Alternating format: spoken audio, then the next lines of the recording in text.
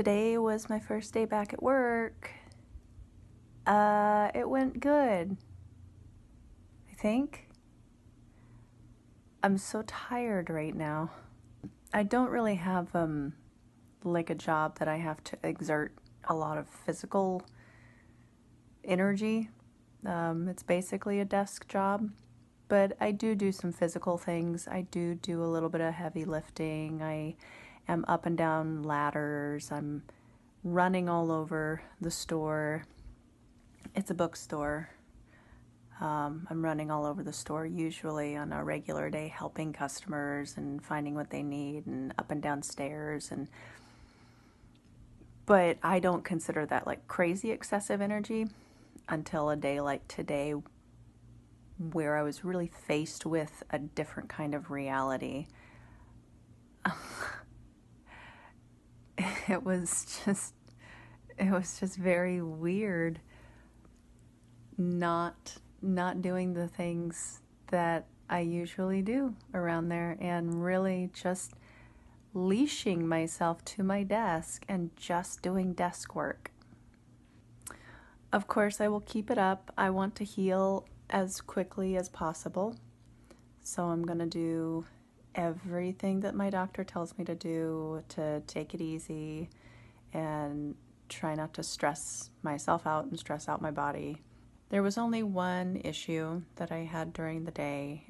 It came about middle of the day that I needed to take a lorazepam. Unfortunately, I was hoping to make it through the whole day, and just to show myself that, hey, I'm going to get back to work and everything's going to get back to normal, and my brain is going to be distracted, and I'm not going to have these episodes anymore, and one started. So, but it's okay. You know, I've got to cut myself some slack on this and just get through it. First thing this morning, I did take a full dose of the Motrin. So that's the 4 pills. I just wanted to prepare myself for a full day at work.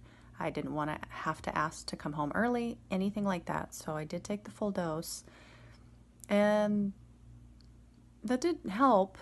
I don't know. It was just kind of like a dull throb, I guess, or something. I was aware of pain throughout the day, but it wasn't overbearing. Also, being the first like business day after the big holiday, I made it a point to contact the new patient scheduling at Dr. Walsh's. Oh, I guess you don't know who Dr. Walsh is.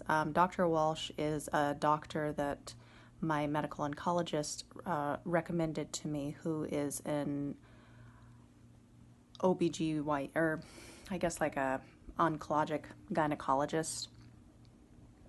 So she would be very familiar with my genetic diagnosis and the kind of the procedure from here on out about how we want to schedule, like the biannual pelvic exams and setting up the CA-125, which is the blood test for ovarian cancer.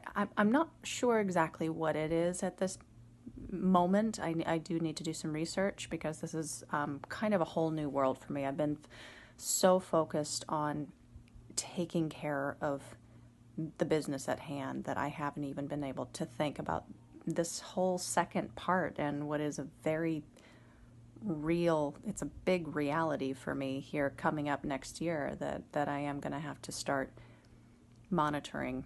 So I will do more research on that, and just to, for educational purposes, and put that in here as well. But I did get through to the new patient scheduling line, and I did set up an appointment with Dr. Walsh for 2 weeks from now. And after I got off the phone, I had that terrified feeling all over again. Like, it was just a sinking feeling in my stomach, like, here we go again. Or when I start going to her, is she going to find something? Or when I do this, whatever the CA-125 blood test thing, is it going to be high? And am I going to have to jump right into the second part? And I don't want to. I don't want to just jump right into something else. I'm not even healed from this yet. I'm thinking about canceling the appointment that I made today, which I know is not smart, but I'm only human, and I'm scared, you know? I just got out of trouble. I don't want to jump back into that boat, even if I just push it to the new year. You know, we're about to be in December, and it's going to be 2018 very soon. Even if I push this appointment to just push it to January, maybe I'll feel better about it. I don't know yet. I haven't made a decision. I'll figure it out. I've got a little bit of time to think about it. This is my second appointment with Dr. Ray. I'm going to do our second expansion today and see how it goes. I mentioned in a previous video last week we were only able to do 20 cc's in each because I was a little anxious. So hoping for the full dose today. I don't know what that means, but you know, we'll see how it goes. And I have come prepared with a list. I'm crazy OCD, but got a lot of questions and concerns, so I want to get through them quickly with him today. Yeah, so I'll check in later. Hey babes, what's up? Just checking in real quick. I wanted to do just a quick blurb on something that I have discovered. If anybody has ever been through a surgery before, you may know about this. They use this really sticky adhesive tape for, like, I don't know, it's just like surgical tape, and it is absolutely impossible to get off. You will scrub and scrub and scrub. Even the adhesive remover that they use in the office to help you get it off, it doesn't work that well, and you walk away looking like you've got like third-degree burns. I have discovered how to get that stuff off easily. Tea tree oil, just like a drop or two of 100% tea tree oil, rub it into the adhesive, and then with like I don't know, a piece of toilet paper or a cotton ball, wipe it clean. It's amazing stuff. Today is 28 days post-surgery, and I wanted to check in, let you know how I'm doing physically and mentally. Mentally, I'm doing all right. I'm with it. I get a little emotional these days for some reason.